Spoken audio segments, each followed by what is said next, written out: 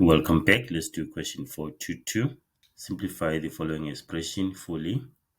The numerator has the highest common factor, so we can factor out 5. Put 5.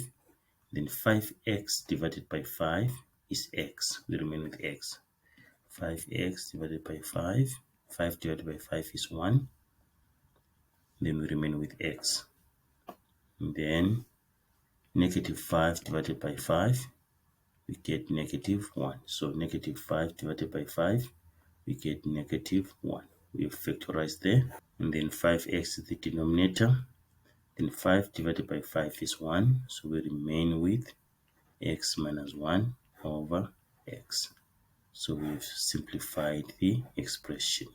The other way you can do this, we can say 5x over x, 5x over 5x minus 5 over 5x, like this.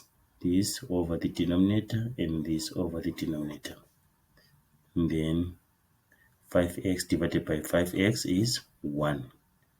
And then here 5 divided by 5 is 1, so we remain with 1 over x. This can be written as this. You see that? Okay, we can say 1 is just like x over x, and then minus 1 over x, isn't it? And then x minus 1 over x. See that we're getting the same thing.